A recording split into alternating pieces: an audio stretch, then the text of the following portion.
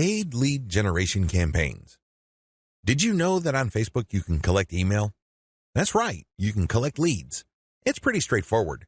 You can run ad campaigns with a lead collection button. It can be find out more, sign up, or other language. Regardless, if you're running this type of campaign, it must be highly targeted. It's really important that your targeting is spot on. I put this part of Facebook ad marketing at this point in the list of marketing methods because this takes quite a bit of work. You should be quite familiar with Facebook before you even try this. You should know your way around Facebook's ad system before you engage in paid lead generation because it can get quite expensive. If your ad doesn't get many clicks or it's super finely targeted, you don't really have that many people to work with, and this can drive up your costs. You have to know how to optimize your ad campaigns on Facebook for this to make sense. You can optimize on many levels. There are 3 levels you can optimize. Level 1, you can tweak the freebie you're giving away. This is the free stuff that you're giving away, so people are motivated to enter their email address into your form. Maybe you're giving away free membership access. Perhaps you're giving away a booklet or a book or a report, a set of templates, a set of graphics, possibly even giving away software or a mobile app. Whatever the case may be, you are giving out freebies, and you need to optimize these. What I mean by that is the freebie that you give must motivate the most people in your target audience to sign up for your mailing list. This is not easy. You cannot assume that just because you think that your booklet is awesome or is the next best thing since sliced bread doesn't automatically mean people will agree with you. It doesn't work that way.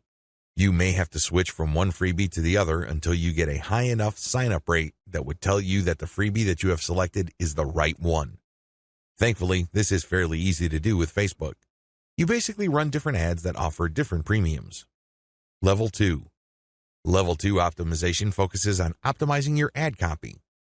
As I've mentioned above, lead generation campaigns on Facebook can and do get very expensive. It seems like you're doing all this for basically a handful of emails. This is why it's really important to make sure that you run a fully optimized campaign to get the most results. How do you do this? Well, you optimize your ad copy on an elemental level. Still, I want you to get a heads up this early on regarding the amount of optimization that you would have to do. It is quite intensive. You can't leave things at a surface level. That's just not going to work. Level 3. Level 3 involves optimizing based on conversions. When people click on your Learn More or Sign Up button, they're shown a form. You're going to have to keep tweaking that form to say what it needs to say to convert as much of your traffic into list members as much as possible. This takes quite a bit of time and attention to detail. Again, you have to run these experiments while minimizing your costs. Once you find out something that works, optimize it to increase its level of conversion. Once you have picked a winner that cannot be optimized any further in terms of conversion rate improvements, that's when you scale up. That's when you pour in the dollars to reach as many people as possible to boost your mailing list sign-up. Facebook Pixel Retargeting Campaign. Facebook enables you to put their tracking pixel on your website. It will then track when people go on your site. If people end up at your shopping cart, for example, you can then run an ad reminding people about your site or reminding people about the products that they almost bought.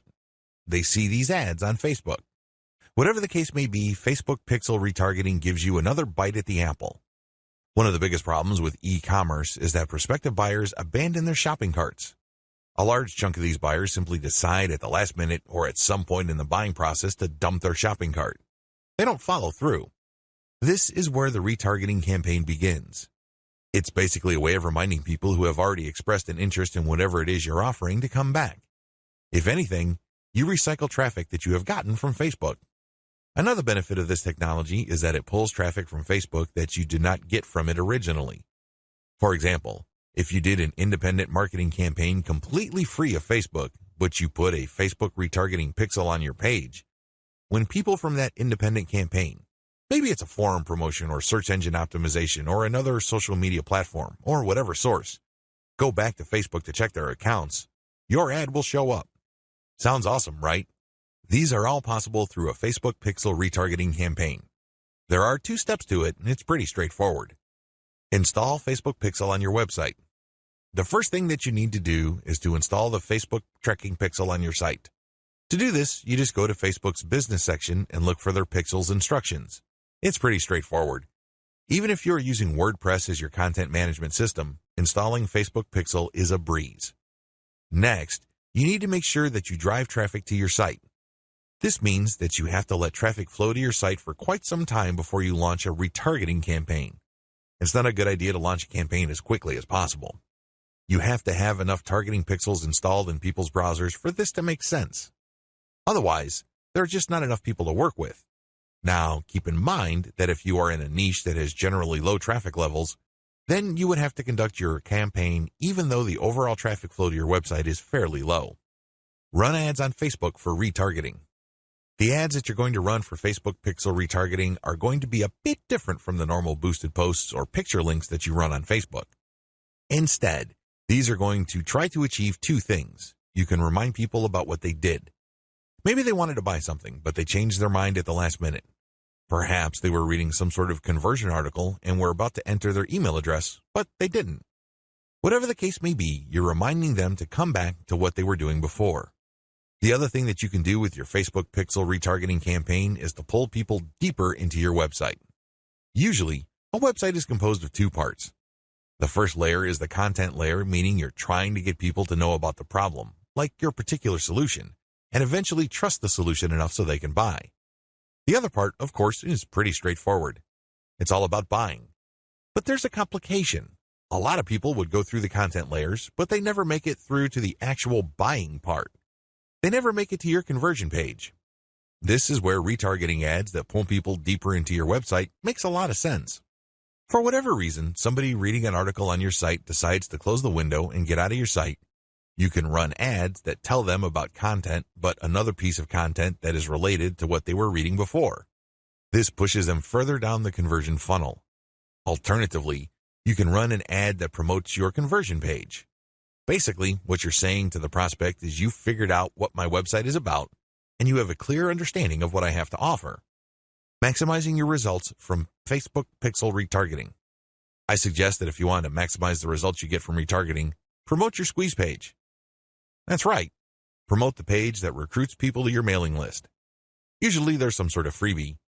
There's usually some sort of book or booklet that you're giving away so people can enter their email address.